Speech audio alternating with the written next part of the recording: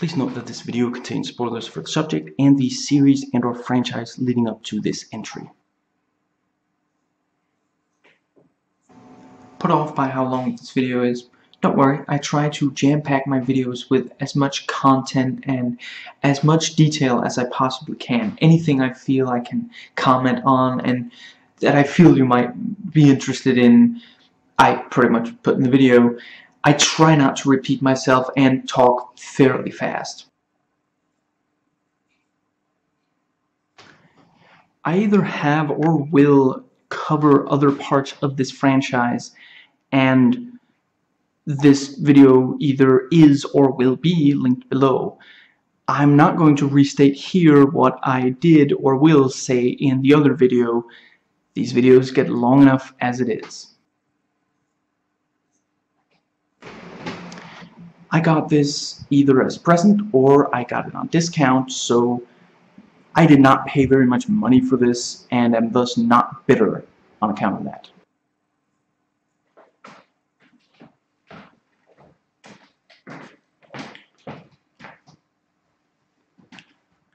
Married with Children, Season 7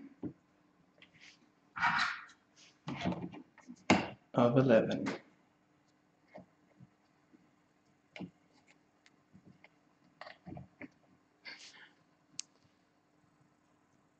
Ready, notes, and here we go. Starting with the intro. Fittingly. Now, this is straight from Wikipedia. In this season, the writers introduced Seven, played by Shane Sweet, in an attempt to give the Bundys a third child. When the audience was unreceptive, which I think is charitable, he was removed from the series with no explanation other than being left at, excuse me, setting my phone to silent, being left at the Darcys. Seven was seen being told a bedtime story in Peggy and the Pirates. There is, however, a subtle reference to him in Season 8, Episode 22, when he appears as the missing child on a carton of milk, but also loses his virginity during this season, and he makes his first appearance with a beard, which was mistaken for dirt. In the episode where Bud first notices he's growing a beard. Steve Rhodes also makes another guest appearance during the season, also Dan Castellaneta, as does Michael Faustino. Now, let's see.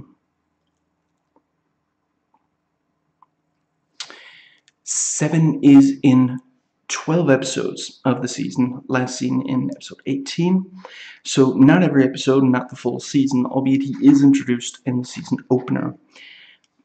I don't think he ruined the episodes he was in, but I will say those bits where he appeared were frequently less funny. But I still love all the episodes of the season. Now,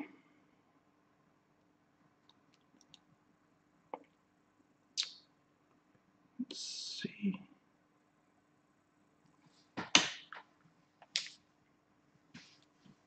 Seven Bundy. This is a new section in these videos.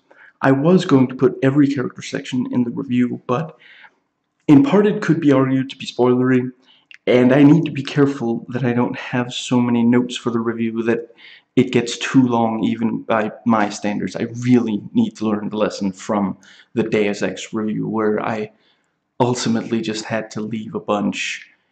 You know, basically, I went through all of my own notes. The only thing I really left out were specific level notes, which I don't feel really needed to be there. I feel I said everything I especially wanted to.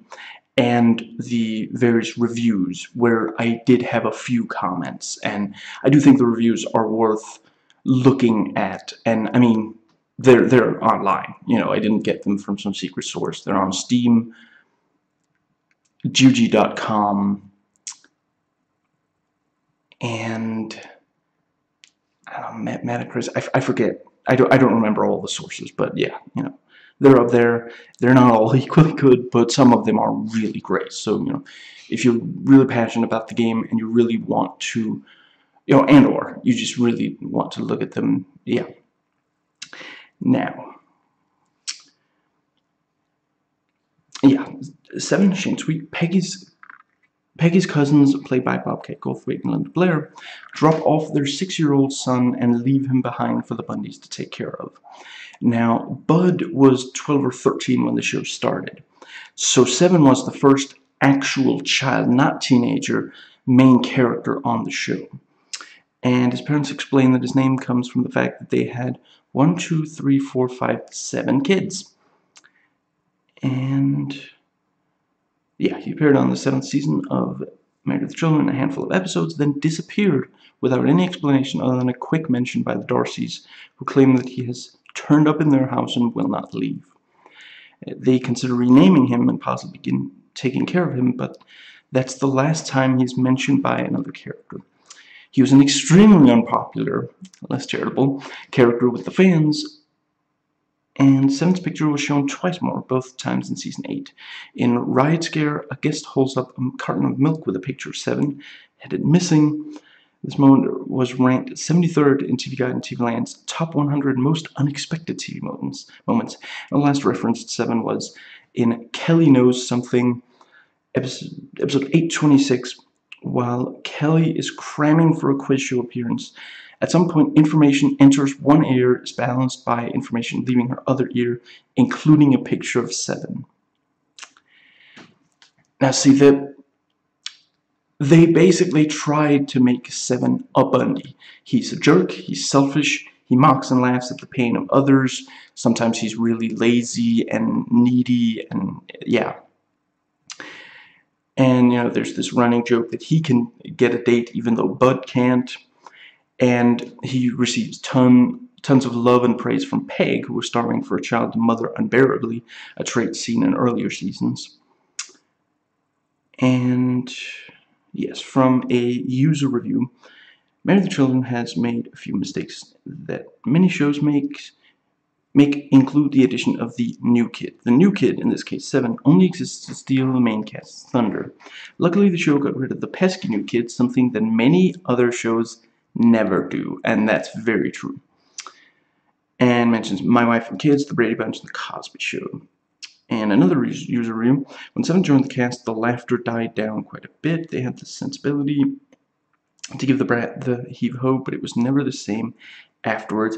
That is something I will try to note. It's been a long time since I watched the, yeah. Before I started this rewatch, it had been a really long time since I rewatched any of the episodes. And yeah, I record each of these videos after watching a whole season, so I don't remember everything about the next, seasons 8 through 11.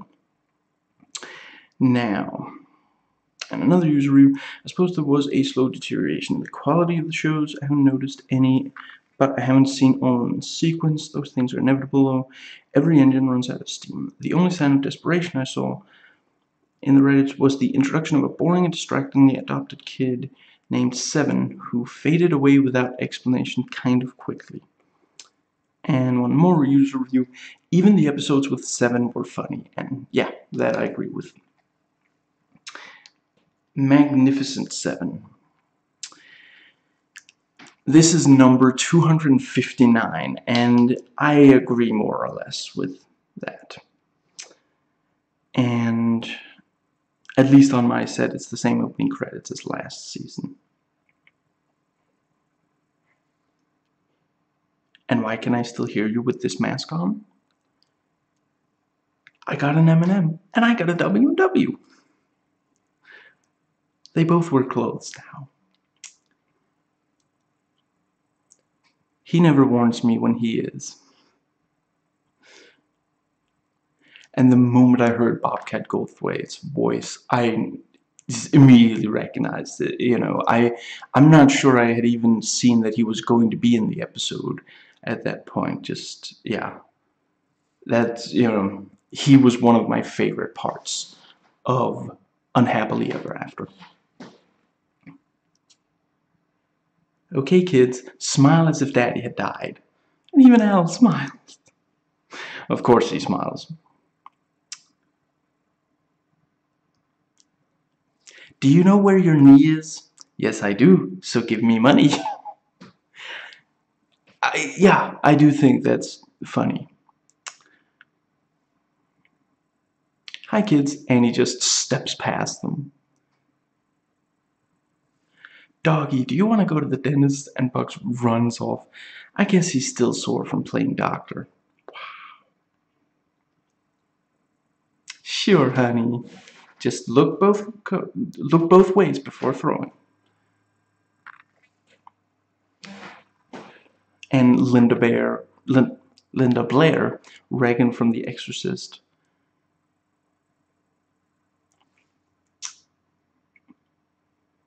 I love Marcy's picking on Al. And I don't really like the misogyny in what he says to her. But seriously brings out the porn with Seven right next to him. Very Ted Cruz of him. I really love the episodes Peg doesn't love her blood children anymore jokes.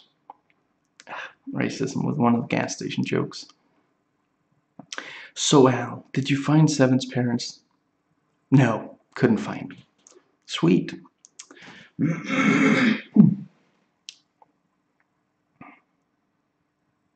I will refrain from going dude. And Seven gets money too. Maybe that's why the opening was the same. They wanted this book ending it and didn't want to spoil Seven, that Seven would stay. And yeah, I mean, at least on this rewatch, I don't hate Seven. He does represent pandering. Look how cute he is, whilst still being not only a Married with Children character, but a Bundy. And the kid's performance is okay for a child actor, you know, and for the kind of TV. A lot of TV sitcoms centered on families have kind of hokey acting from the kids, and they maybe get better along the way. I mean, I'm not sure that I'd say that Bud was that good. Yeah, Faustino. David Faustino, I think is his name, was that good of an actor when the show started. And I'm not sure Kelly was either, but I mean, part of it is also that they didn't have that much personality when the show started. They were just, you know, because the show was in part a parody of 60s sitcoms, and in those, the ones centered on families, the kids are always just repugnantly well behaved. And so the joke with the kids here was that they weren't well behaved children and that Al didn't care what happened to them and such. And yeah, that was okay, but I don't think you needed I don't think you needed on-screen characters for that. On-screen characters should have personality. You know, if it was just that every so often they would mention the kid is doing this or the kid is doing that, and you know, like you know, Al, where's Bud? I told him to mow the lawn. So he's in his room? Yep, you know, that would be fine. But yeah, having them on screen and just the same exact joke, they're misbehaving, you know, I think it was a lot funnier once they were given actual personality, which happened, you know, a few seasons in. And, you know, personally, I like but not love this season opener. It's these gimmicks, man. I'm tracking down Seven's real parents. Nobody sticks Al Bundy with unwanted kids except his wife. Yeah, nothing can ruin Sunday for me. Wait a minute, what's that? Open your mouth. Open your mouth. That's an M&M. Oh God, your family's coming. How long do I have? Great Caesar's ghosts, they're here.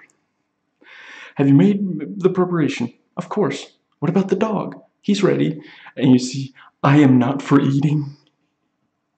Excuse me. Shouldn't we have a sign like that? Open up. We know you're in there. Here, everybody take one of these. If they move on you, smack them on the nose and say, no. And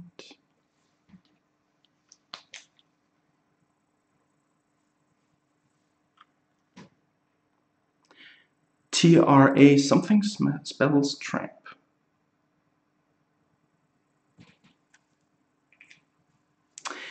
And this is ranked 193, and I agree with that. You got any popsicle sticks? I'm building a house. And Seven's got a date. And he's talking to himself. He's that lonely and alone. And she punches him. I must have forgotten I left somewhere. As long as you don't walk and chew gum at the same time. 14 miles? It was 15 before. It's just getting less. And he smashes the house. No more sticky fingers for me. You know, from the popsicle sticks. And Al and Jefferson are all talky. And from 89 to 80, 10 bottles of beer on the wall. Wow. And I love them taking Ralph's car.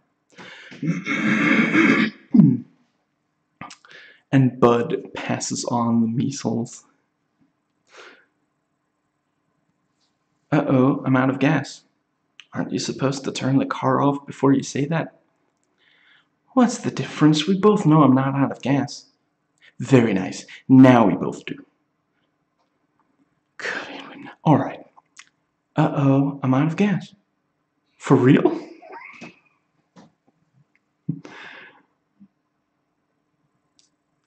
But that is also, you know, a good point. A lot of these guys do hate women, you know. They just want to get laid. You know, they can't stand women in reality. You know, women are something for them to, you know, convince into sex. It's not, yeah. Hey guys, what are you doing here? We've been sitting by this deer crossing sign forever, and one hasn't come by yet. Maybe we should just go. No, don't. It could be a trap. We could start to cross, and then a cop will throw a dead deer out here, and we'll all be pokey sharing a cell with Mike Tyson.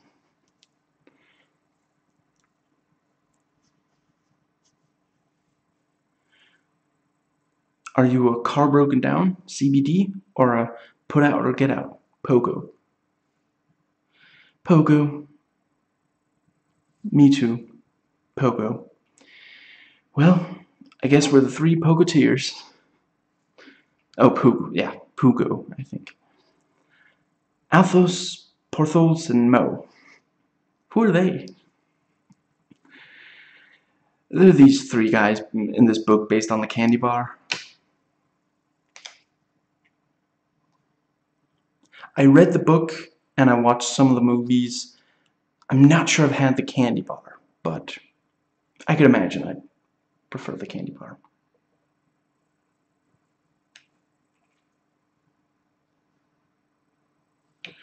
I will say that the book is better than the Paul W. Anderson adaptation of it. Everybody has, yeah, sorry about that, let me just... Everybody has a birthday, and this is ranked 255. I might rank it 5 worse than that. And, you know, this was very noted. 7 is not in the intro. Yeah, I guess I didn't pay attention to whether or not he was in the one before this, but the episode before this, again, it might just be that this set, you know, the set I have, it has almost no DVD extras, and they changed the, excuse me, they use a bad cover of the theme music and such, at least past maybe the first 3 seasons. So yeah, maybe the first 3 seasons were like a properly done set, because those are the ones that everybody likes. And yeah, past that, the you know, again, it has some of the best episodes of the whole run, but there are also a lot of really amazing episodes down the line from it. But yeah, so it's possible that he was in the intro for the, yeah. Excuse me. Of course it's Kelly, not Seven, who has the spell. And she struggles. And he easily finishes it. Oh, dog. Like Dogmatic. At least it's nobody's birthday. Ever having any rubber grandchildren? And Kel believes it's Disneyland. And it's the happiest moment of her life. I love all the weenie talk. And that tiny area they're allowed in the park. Love the sign. All that skywriting. And then the kid's not even happy. And Bud eats the permit. You know, Bud, you could have saved me a little bit. I didn't get no hot dog. And they beat up the rich kids. And the clown. Seven packs a punch. And, yeah, you know, so far they're just trying too hard with Seven. There's way too much cheese in too short of a time. The other regulars earned that over time. They weren't just given it in a cheap attempt to make us care. Excuse me. Once again, it's very cold up here. Al on the rocks. Excuse me. This is ranked 174. I'd place it 10 higher. Oh my god. I better sneeze. I love the whole temperature taking thing. And all the sneezing and its consequences. And Jefferson replaces Al at the bar. And Seven shuts the door in the face of someone. Again, trying to make us buy him as a Bundy. It's just unearned. And IMDb Trivia points out that the song at the bar is Tough Enough by the Fabulous Thunderbirds, which would later become Al's theme. Help us, I can't, I'm a Republican. Yeah. What time is it? 3:30. AM or BM? BM. You know, I don't know why they call it BM. I mean, why don't they call it PM after post-meridian?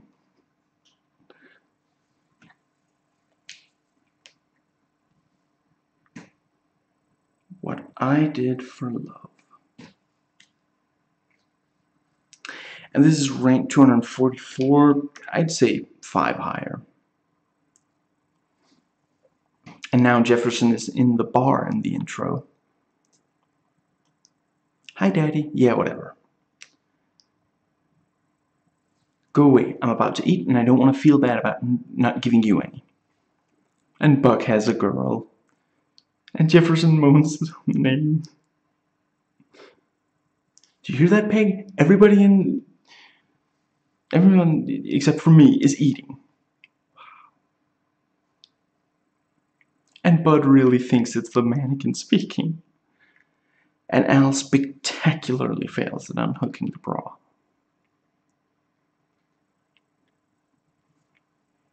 I love Kel getting the metaphors wrong.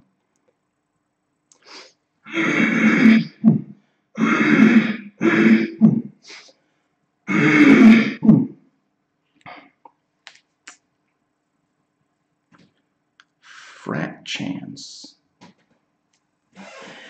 And this is ranked 245. Yeah, I agree. They're so happy to have just one piece of cereal. And they hurry up and eat so Bud can't have any. Pretty soon he'll know we're laughing at him, not with him. But you hide it so well. And the frat are meeting in the Bundy garage. Bud, remember how me and your mother always told you that if you had a problem, to come and talk to us about it? Yes. Well, now please don't. They said that? And Kel does a full presentation on why the girls don't want the frat. And they leave Seven with the frat. And we have some homophobia. There, a double word score. NBC, NBC is not a word. It's a word, it's just not a network. Did they ever find this Lindbergh kid? The Chicago Wine Party. This is ranked 129. I'd place it 25 higher or more. I really love this episode. It's just so perfectly sums up American politics as experienced through the blue-collar American.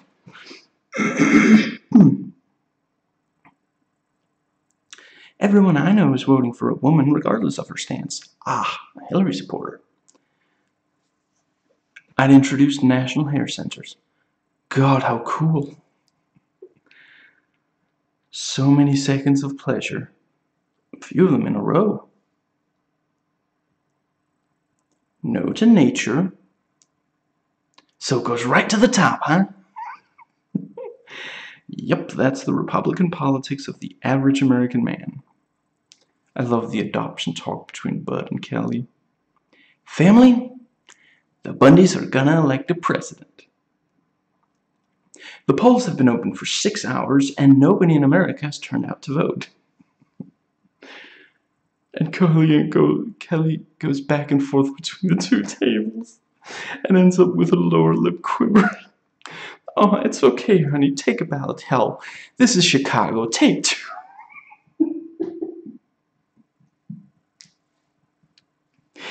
So that's how that happens. Maybe the Republicans are right. There is voters, all you gotta do is go with your lower lip quivering. Great political speech by Al. And they won. Does anyone know who was elected president? Who cares? Now, from I think IMDb trivia, I forgot to note, this episode became a tradition during presidential election days in the United States as a spoof, and I could absolutely see why. Alright, well, would you consider the plight of the speckled songbird? To preserve its melodious tone, we must protect this area from further development. So those little bastards can sit outside my window and sing all night and I don't get no sleep. Is this your first time? Are you kidding? Why does everyone look at me and just assume I'm a virgin?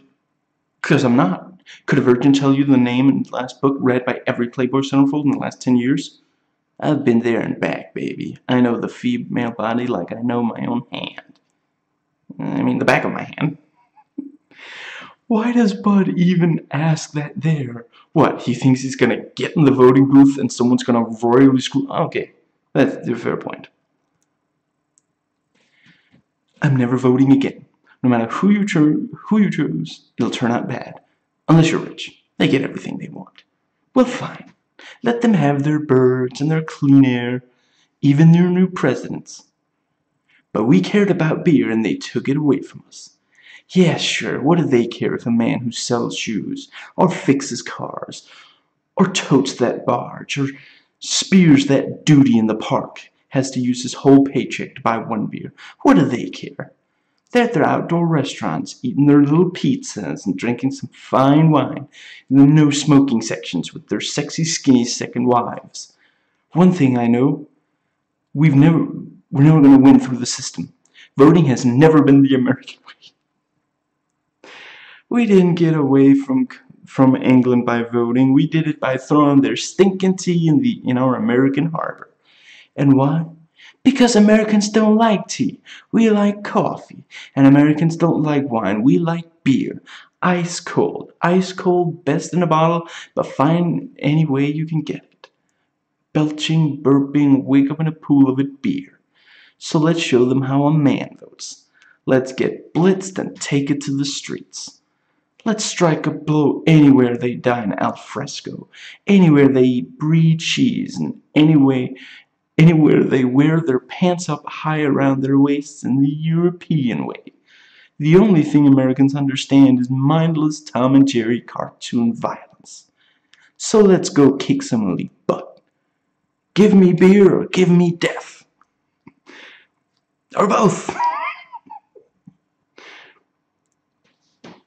Read my lips. Don't tax beer.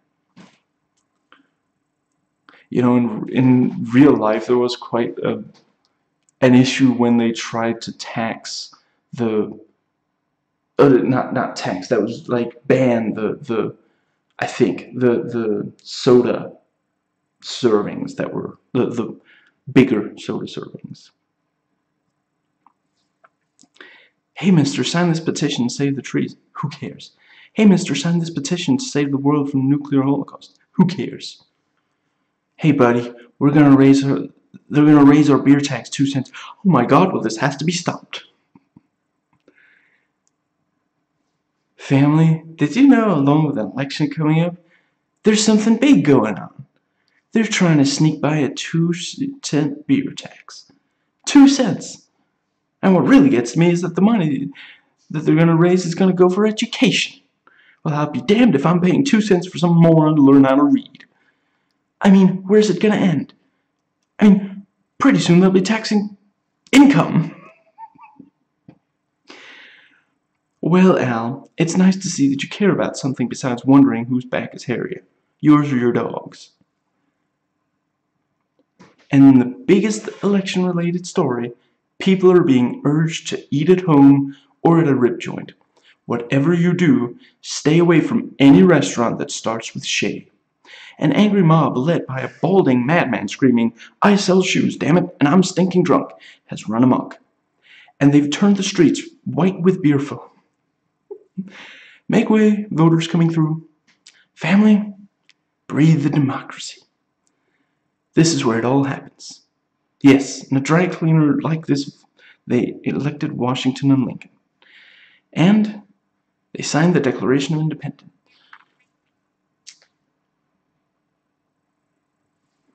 Kids, take these bananas upstairs and put them next to the pies that he brought last time he got whacked.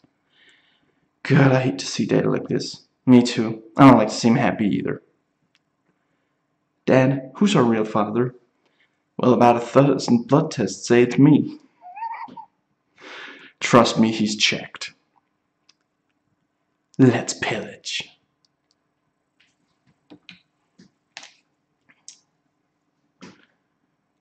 Kelly doesn't live here anymore. This is rank 239. I more or less agree with that. Oh, Al, it's so brown on the first day. And crunchy, too. Man, that is crunchy. And Buck shows up to get money, too. Metamucil, if you will. And you got Brian Doyle Murray. Kel is so proud she knows what a plate and a table is. And all of them are waiting for her. And she serves the thing that fell on the floor. And gives ketchup from her uniform. The H is silent, you illiteral. Quackers for crackers. And she spills, turning, and they're eating leftovers. I'm sorry, I didn't bring you anything. You should have told him after he gave them to you. Because when I talk like this, people can hear me. I know, I was thinking. Wow, you must have had a wild life. Not lately. You're gonna have to sneak out. There is someone you can go to when you need help. I forget if she really does stay away. She certainly does in more of this season, but I forget if she stays it for past the season. Today is a momentous occasion. Daddy paid the water bill. How'd you do it, honey? As overseer of the vast Bundy fortune, I came up with a bold financial plan. I sold my blood.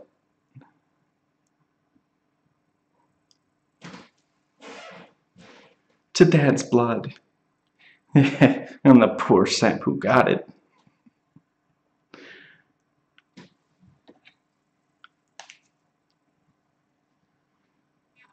Rock of Ages. This is ranked 199. I'd put it 50 higher. Hands stuck out, begging. And Al was attacked. But what would Dad get? And the pit stop. And Al won. Unlimited peanuts.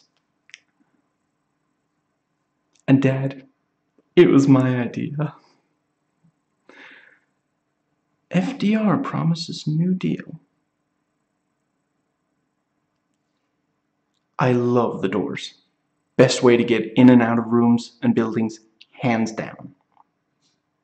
Man, the Bundys are pigs around food. And he grunts and pastrami jams with them. Bad weight, so they can tell. You know, they're not blind. And Old Aid. I love the song. Hey Mom, you know what I was thinking? That we should go upstairs and divide up Daddy's shoes? No, I was just wondering what I was thinking because I forgot.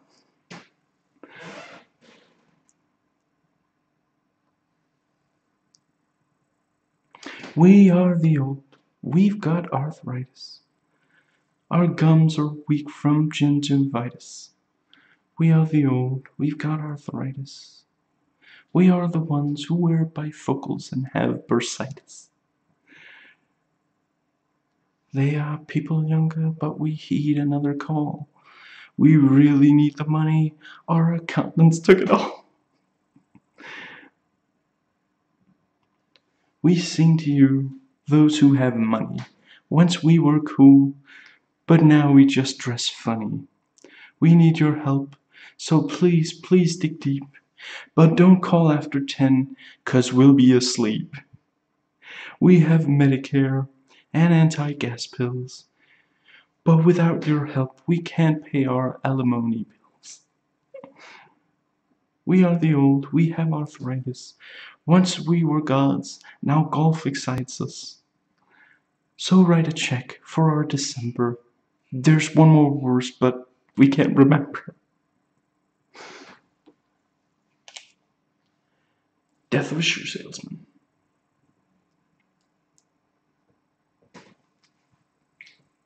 This is ranked 225, and I more or less agree with that. Love the reactions to watching the Duke. Quality eulogy, Padre. We're talking about cash, right? Ah, so like the audience, the Darcys feel Seven thrust upon them and want him gone. You must have some terminal disease. Seven is only heard of, not seen. I approve. And more Dan Castellaneta as funeral director. I enjoyed him a lot here. The morbid nature of his character. And, you know, on IMDb to point out as a plot hole, Al attends Fuzzy McGee's eulogy at his newly dug grave, but Fuzzy's grave is no different to other older graves at the cemetery. Hi, we were just wondering, do you know where Seven is? No. Well, let me put your minds to rest.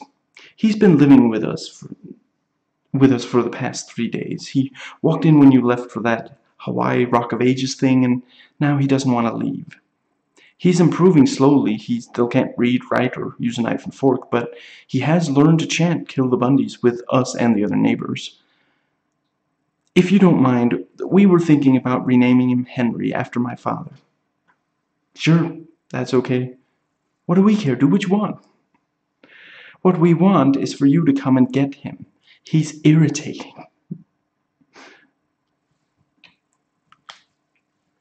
The old college try.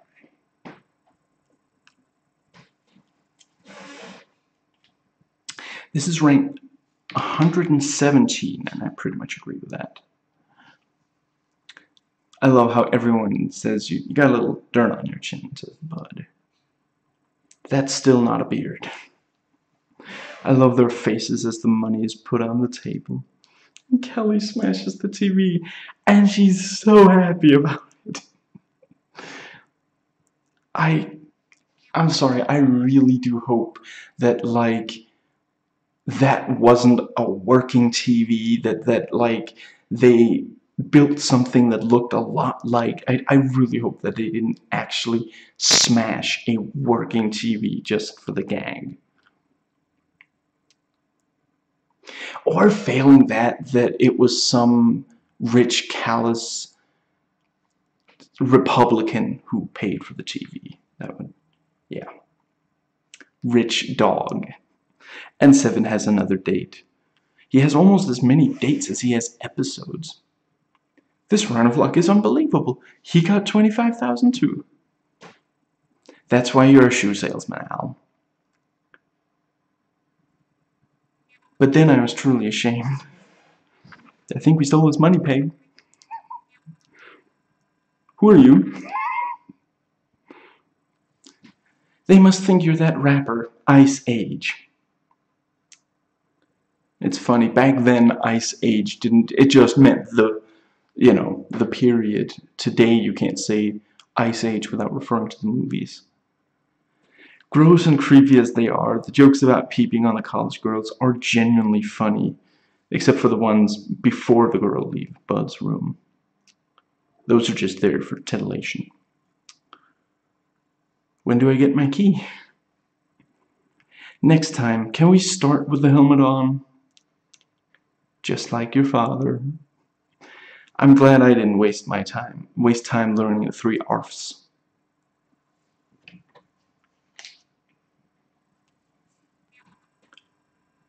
Christmas.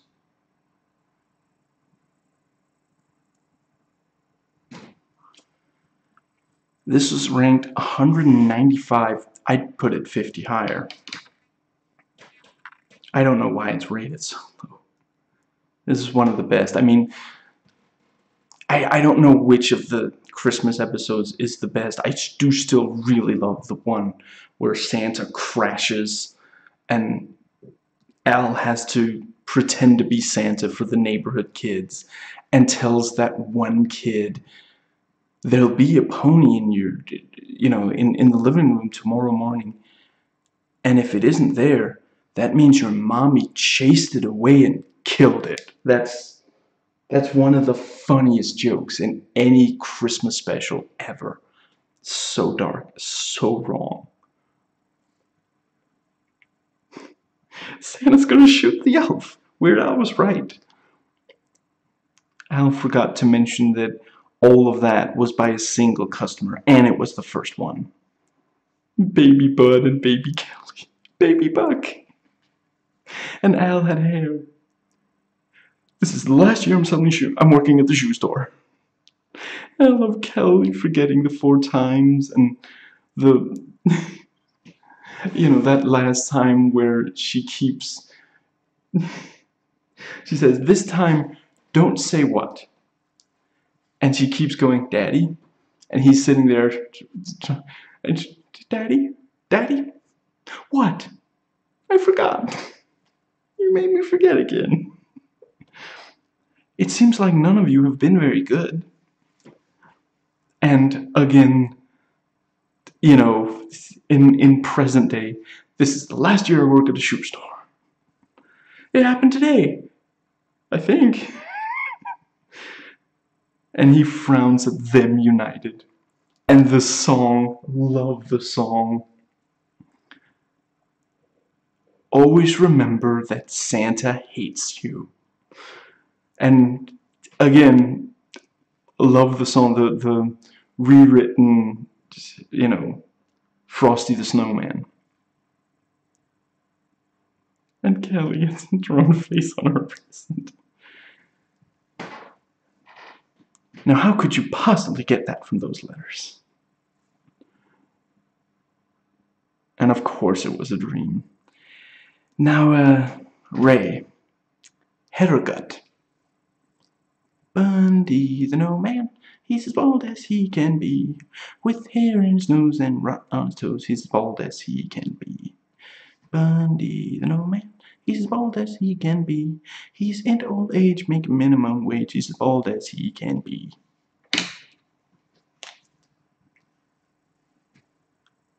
The Wedding Show.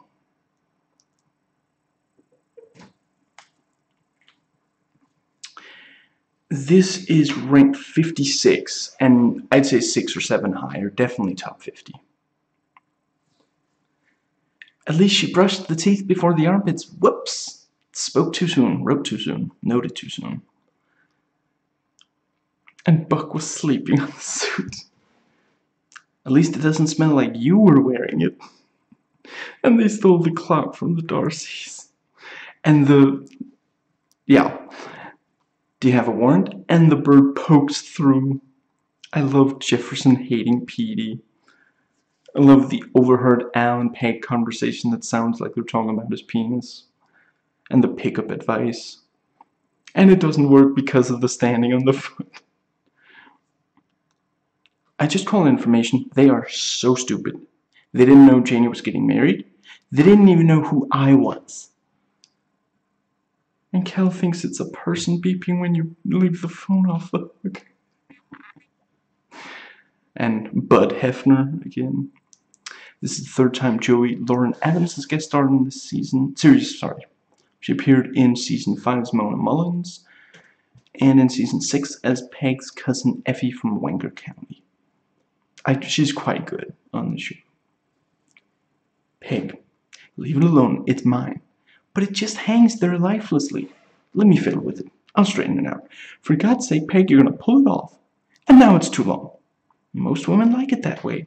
I don't care what women like. I'm the one that has to lug it around.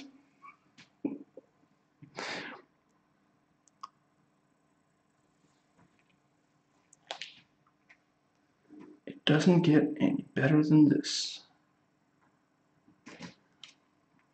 This is ranked 238. I'd rank it at least 80, maybe 100 higher. And they didn't take care of the kids. And then Kel realizes they have to take care of Seven, and her tone with them is different. I'm hungry. Well, Kelly's stupid. No one's helping her. Yeah, and believe me, my mind was a terrible thing to taste. Food, food, food. And it worked. The blanket, yeah. And then they get under the blanket. For a fraction of a second, I honestly thought they'd consider eating Seven, like full-on gold fever. Yeah. The chaplain, you know, not the, well, the state as well. Feed me. I guess in any other home this would be unusual. Ain't it the truth? What? What are we attractive people laughing at? Certainly not you. You know, I have a thought, and they laugh. As sexist as it is, Beers and Seagal are amazing at arguing over each other's arguing, tone of voice, delivery, and though they didn't write the words and the body language, that's why it works during the Benny Hill yakety sax part as well. I love the heads in the void. I love Jefferson realizing Marcy's back. Kelly, I want to talk to you this minute. Sucker! And Al's frozen. And that's the 4400's Joel Gretsch as Johnny. I guess the man massaging Kel by, you know, process of elimination. I don't think there's any other, yeah. I think Seven is better in episodes like this where he's just there, not the focus of the episode. The show is behaving as if he just belongs, and that makes it easier to feel like he does, even if he doesn't. Curse you! I curse you to your worst nightmare, an eternity of being together. And you can't leave the bedroom. And Grandma's there. And she's out of the pens. But what? Mom and Dad just left us alone. Alone. With no parental supervision. And stay out. Yes, finally alone. Free to run amok. Oh, the Hooters, I'll be a juggling. Yeah, well, don't hurt your hand on the staples.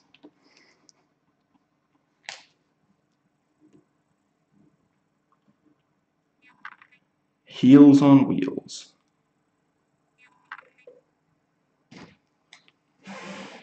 This is ranked 215. I'd place it 30 higher. Ugly transphobia and homophobia. A cat's practically a vegetable anyway. In fact, it's the same exact car. Concepts like left, right, and stop become far more critical. Marcy so badly wants Al to crash the bike.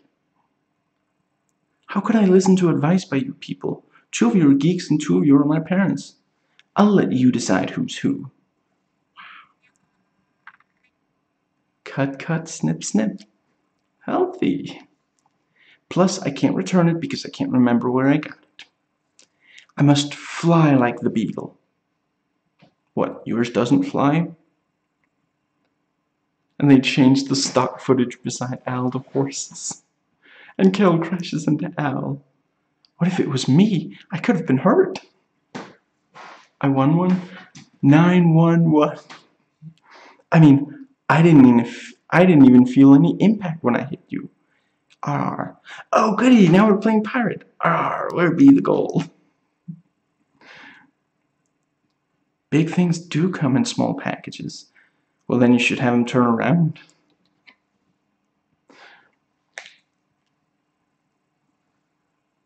Mr. Empty Pants.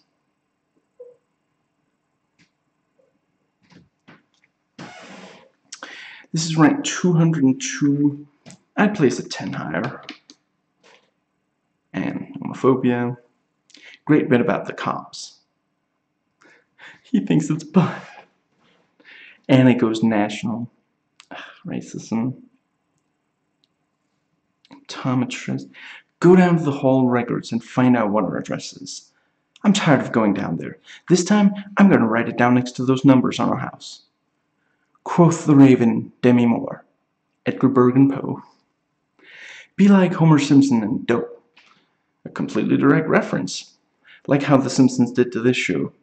And Simpsons did eventually do an episode on this kind of story with Bart doing a comic on Homer. And yeah, it was, by that time the show was pretty bad. They're making a movie just a few months after the comic started. What took them so long? And it's Bud as the centerfold. You're upset because people are calling you Mr. Dirty Pants. That's Empty Pants. Wow. That would mean a total absence of genitalia.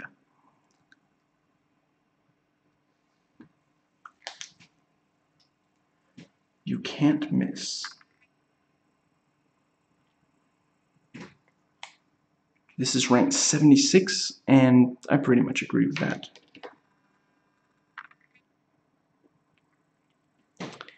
Just because we have kids doesn't mean you were doing anything right back then either. Look like it's Sunday, and Al puts his other hand down his pants. There, that says Sunday better than skipping church. Love confused Kel. Why, she's just lovely, isn't she? And Jefferson waves and throws him a cock. And they think he's in love with Marianne. Remember, only guys who've had sex 2 times or less are eligible. How can we prove it? Wait till you see him.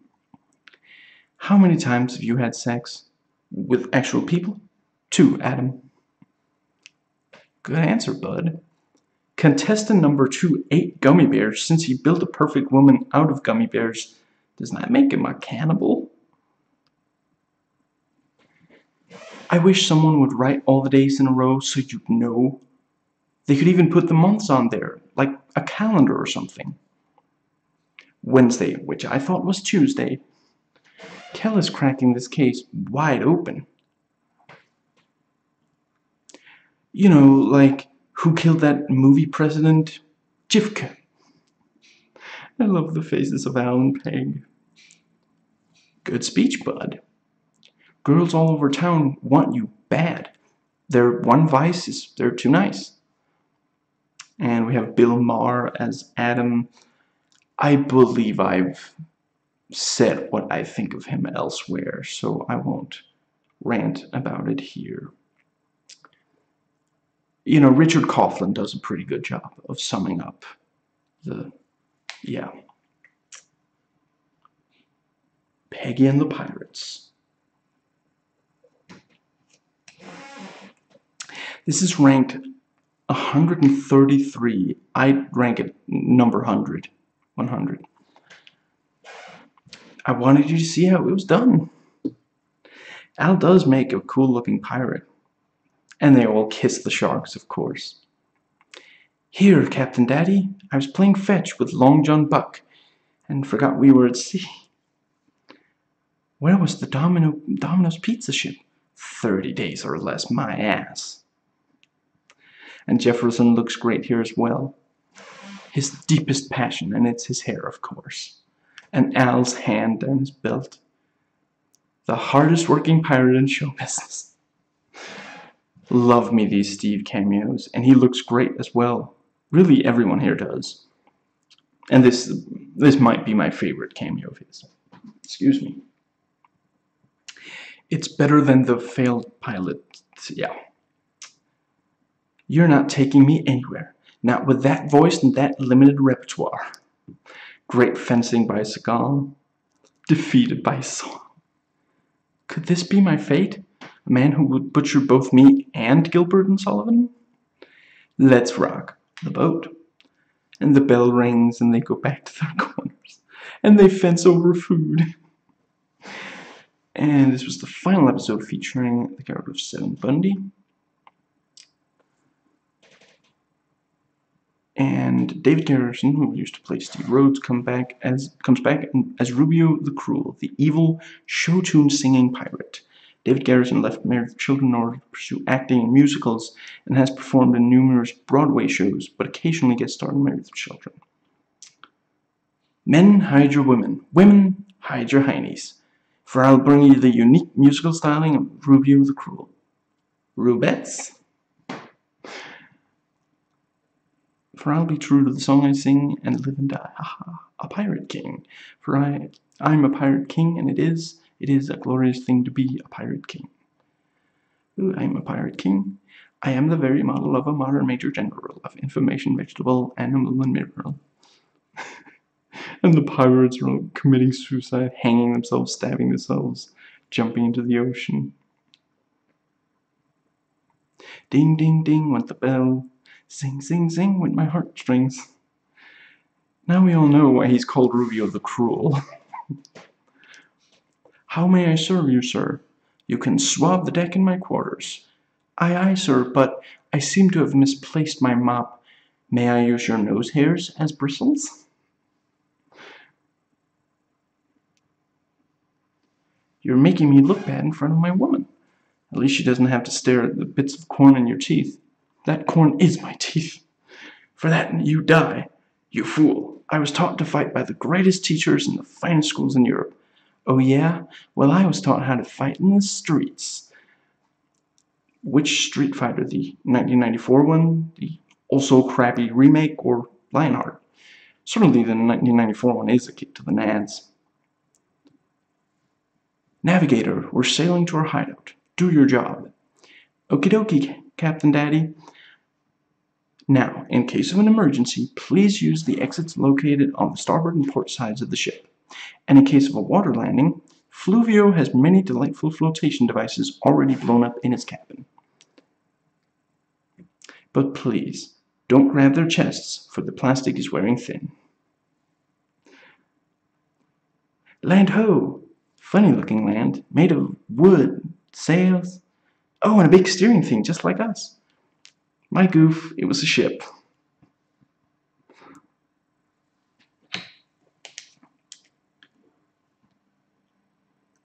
Go for the old.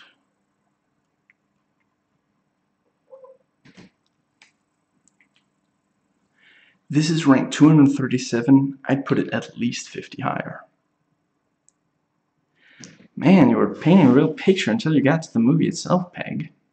I love them ribbing on Al for looking 65. You paid for that, Al? Well, kids, can I get a whoa asylum? You can't even handle one event in 2 minutes. And he has to raise his hand higher before he can slide it down his face. and shotgun wedding reference. Yes, your father was once a great athlete, but no, he was never any good. I made another funny. Yes, that's an intentional misquote. I want you there and I want you cheering. And this time I want you to cheer for me. Al, stop killing cats. Great job, honey. You're beating all those old men. Beating them? I'm killing them. Pathetic, huh? The Bundys summed up in 2 words. And Al really needs to read the tortoise and the hare. It's only cheating if you get caught. I wasn't expecting him to let the old guy win, but I was expecting the old guy to beat him, or that they'd realize he wasn't 65 and take the trophy from him. You know, somewhat like the South Park episode where Cartman pretends to be special. And when I say special, yeah. Un-Alful Entry.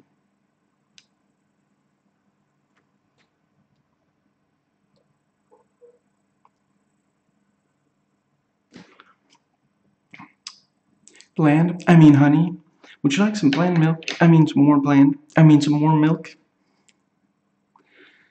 And Buck specifically lowers his head when Al calls for him. And he puts the book and watch bag on Al's wrist. And Buck runs off when called on to sick the burglar. And he's got ads plastered all over him, as politicians ought to be forced to when bought. So, you know, politicians. What if it's just someone collecting for charity? Then I'll answer with this. You see how I can make anything look better? Well, the fans are divided on the issue. McKinley, yeah. Of course he sues him. Fletcher Reed can get him a 10. I am a Bundy t-shirts. What do these things say anyway? And off come the shirts. Order in the court. I'll have a cheeseburger. So he had a few objects that didn't belong to him. Perhaps he's a congressman. And he clearly didn't write the statement himself. How did we become a great country? And his arm didn't need to be in a sling. Well, hell, I might as well go for 100. Yep, I sued him for hurting my hand on his face. And Al's date of birth is 11/7/1948, and his license is revoked.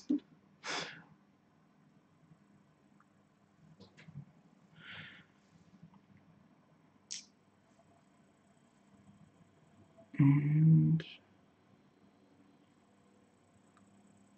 in this episode, Randall Tex Cobb's character steals Al's watch, just as the character he played in the film Fletch Lives. Steals Chevy Chase's prized Lakers watch. And over the closing credits, Kelly is shown sitting alone in the dark, empty courtroom days after hearing the word order from the judge, and asks, "Where's my damn cheeseburger?" And Your Honor, I'm here to defend my daddy. D is for daddy. A is for daddy. D is for daddy. Y is for daddy. I is for daddy. We is for daddy. The defense breasts. Your Honor, if there is a valid lawsuit here, it should be Bundy versus the Board of Education, because she actually graduated high school. Oh, hello, officer. Did you mistake our house for a donut shop? Obviously not. There's only one of me. Hey, this is my house. I'm gonna let the bank in here, and they own the place.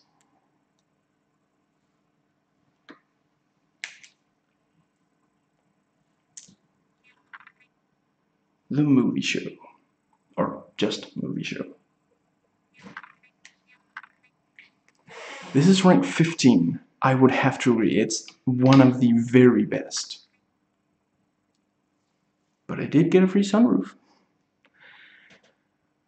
Oh yeah, it says, damn right I failed.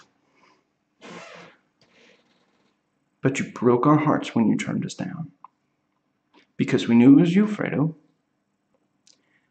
Smile all you want. I am not pulling any of your fingers. But I am going to cancel my date with him and go to the movies with you.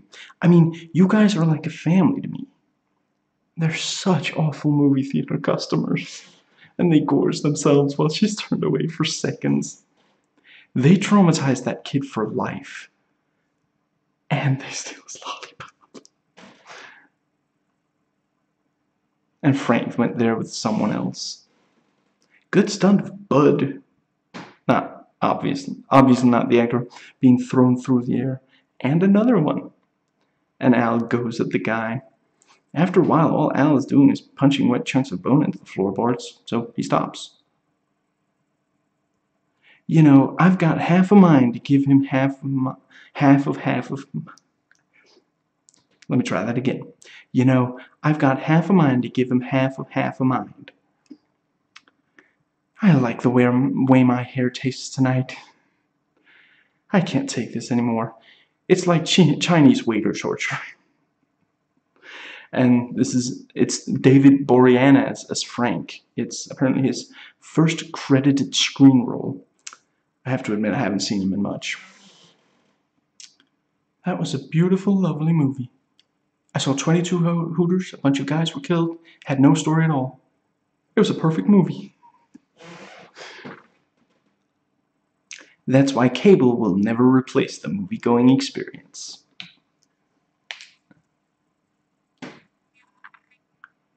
Till Death Do Us Part.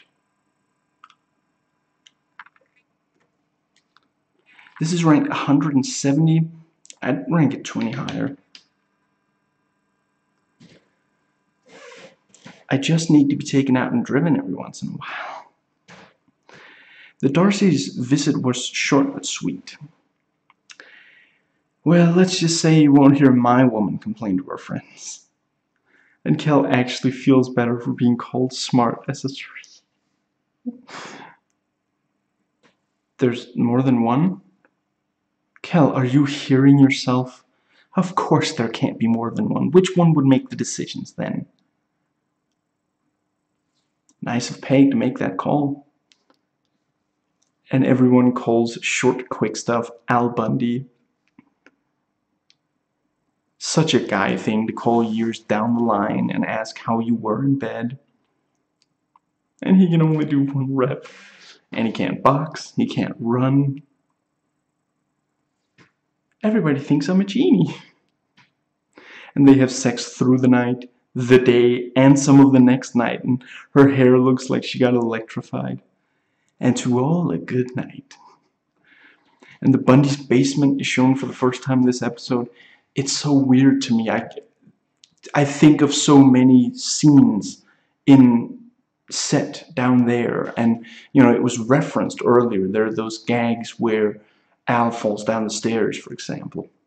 So weird that we don't see it directly before now, this late in the show. Hey Peg, you're up. I'm surprised you can make it down those stairs. Yeah, I was tired last night. I hope that buzzing didn't keep you awake. Oh yeah, those damn bees. One of them must have stung you because I thought I heard you scream. Nice of you to investigate. Oh Al, you're done.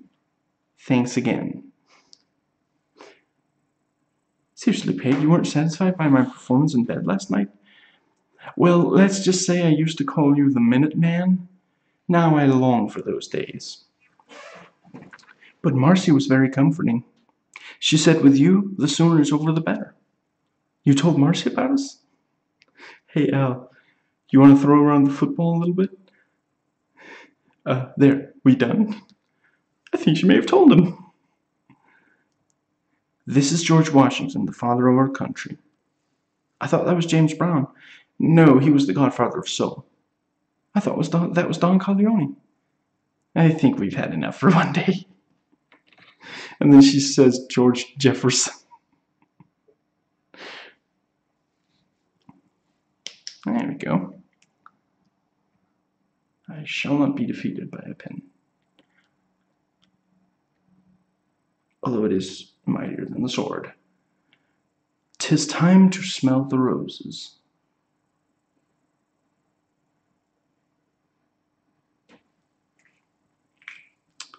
This is ranked 222. I pretty much agree with that. Man, that sock thing is sad. So very sad. No, not the sock again. The creditors don't get 1 cent. How dare they expect us to pay for 5-year-old items? You know what Jefferson's dad said? Die old and leave a charred corpse.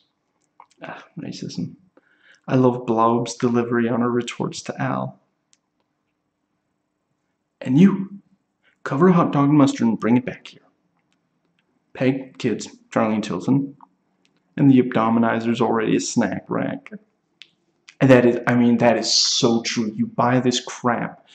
And, back then it was especially off, like, you'd see TV ads, you'd call the number, and they'd send it to you, and in no time, it's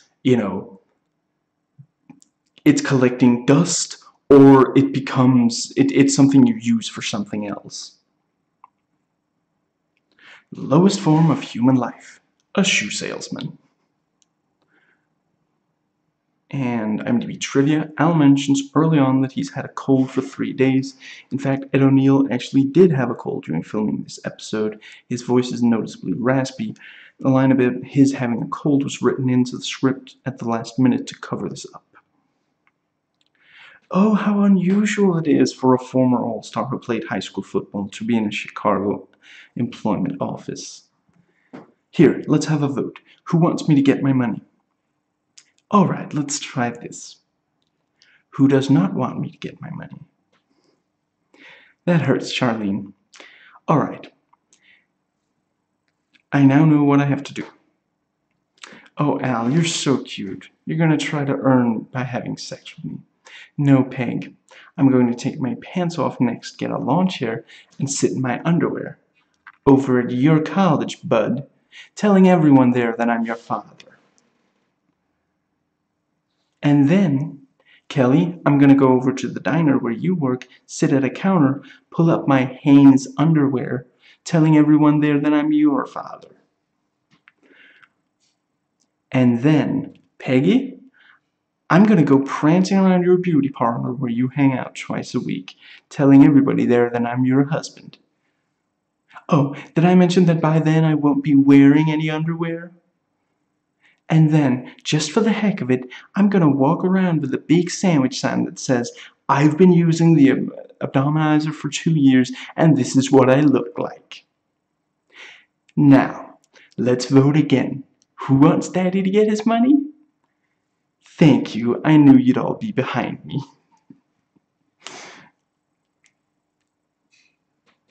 Old insurance dodge. This is ranked 166, and I pretty much agree with that. Man, Al does not want to go to work. Why? The call costs more than the car. 2 hours on hold and this, and then yes, I'll wait. And they hang up on him. And Al's music. Everything in there was original. The seats, the engine, the oil. Well, who's the idiot now, huh? Aging the salami, is that what the kids call not doing it? And Peg on the phone with the insurance company. That thing belongs to me and I hate change. Conservatism summed up in 1 sentence. And yes, I intentionally altered the quote. And the closing credits feature Kelly talking on the phone to another car salesman who tells her that the price of another new car is 50 G's. Or 50 big ones. How big do they have to be? Lousy bride taking donut sucking trigger happy. Hello, officer? Hello, police. This is an emergency. Yeah, I'll hold. Someone stole my Dodge.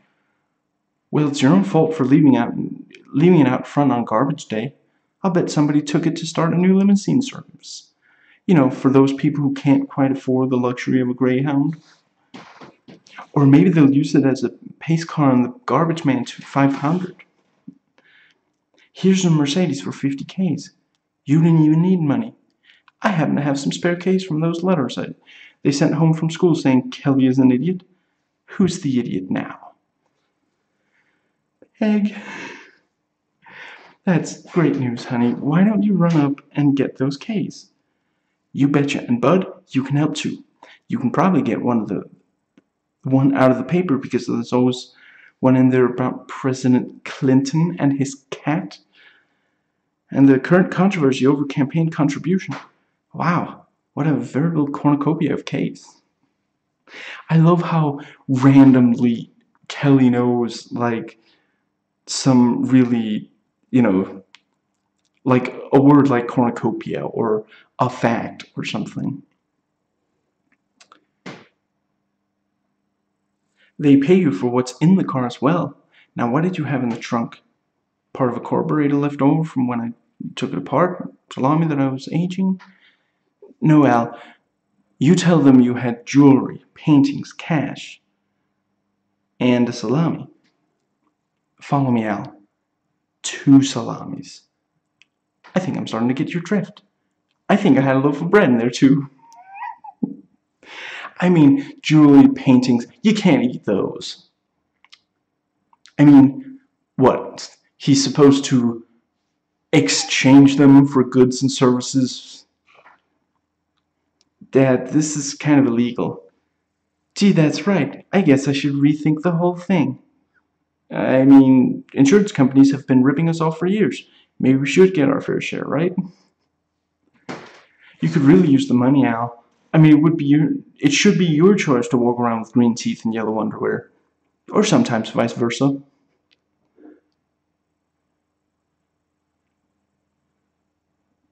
I think the person who wrote that quote wrote vice versa. But how am I going to tell the insurance guy that I forgot to say I had all that stuff? Tell me you had a lot on your mind. How would he know? How would they know it's as empty as your trunk?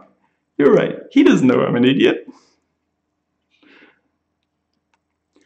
Pardon me. Do you have you any Grey Poupon?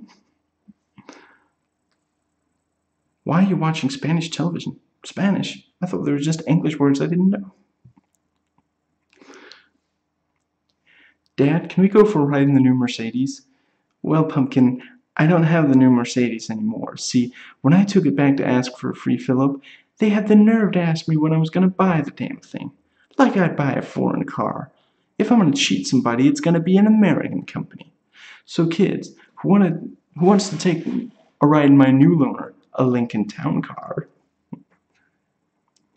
But how many times do I have to tell you, don't play with your food, I'm going to give it to the dog. And if the dog plays with it, I'm going to give it to your father. This is just their starting officer. Go bargain with him. No, we don't want Dad to negotiate. He's a moron. I'm a moron. What should I do? Just remember the old saying. A bird in the hand is worth a foot in the tush. What are you saying? I don't know. What should I do? Negotiate. Take the money. Buy a vowel. Oh, come on. It's not like it's your money. Hello? Boy. You file one multi-million-dollar claim and all that good neighbor crap just flies out the window.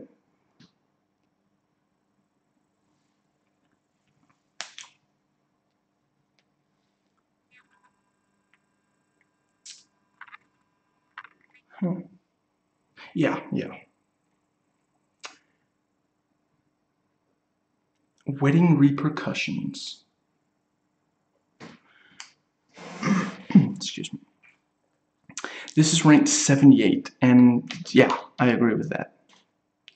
Of course, Bud wasn't actually at the party, just peeking in. You better run, and he actually thinks she'll let him. Looks like it'll just be the three of us for dinner, Peg. And Jerry easily sends him to the ground. If only I knew who he was, and Bud has to pretend he was going to do something else with the mailbox. And Jerry crunches up the mailbox. Excuse me. Not me, not me. And Kelly smiles wide. 8, 9, 16, 44, 99, 100. It's a good thing you didn't cheat because I was counting along with you. Thanks for letting me use your flea brush. No problem. I've been using your toothbrush for years. Al, you know full well Bud couldn't make a friend if the planet was without oxygen and he was selling oxygen tanks. Yeah. Well then, immediate family. See, this is why I don't want to talk to you. It was the other credo, you idiot. A great guy who women find irresistible. And he smiles.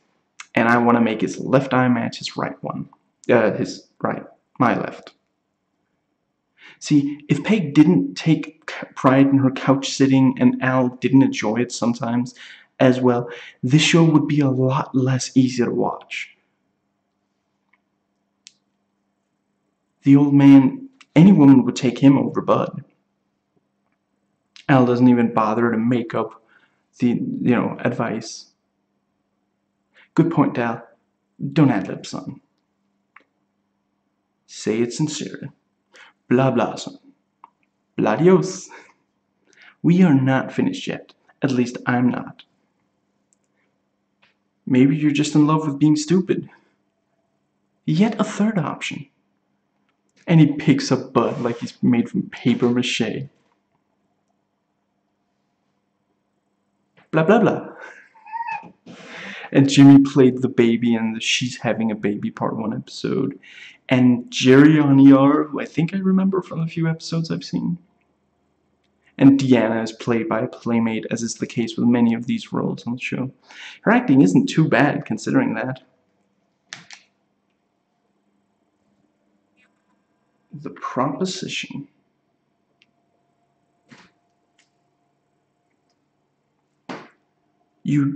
You did pay the electric bill. Of course it wasn't sex. Get in the position, and it's sleeping. I can still feel you, Peg. The second most famous Polk High graduate. And Al stole his lunch. I don't believe it. He gets to eat. And they go around her like she's an artwork or something. You have a lovely home. Yeah, right. And Bud lets her fall. And she goes for a second time. Catch me, Bud. I think I'm going to faint. Kel literally falls for it again. And then Bud and Peg faint. My man-selfness comes naturally. And then Al faints. But then I haven't been getting it for 20 years. And anti-French jokes. Kel actually knows a little French, but not a Jew. And now she can spell sell. What the blaze is going on here? And Peg gets Al back, but tries to keep the check. And they sleep, not sex, of course. Now, I believe that covers it. So yeah, just briefly. Yeah, I continue to love these seasons, and really, yeah, I'd say even really the opening episode of the season, despite 7, there's still some really good material there, and yeah.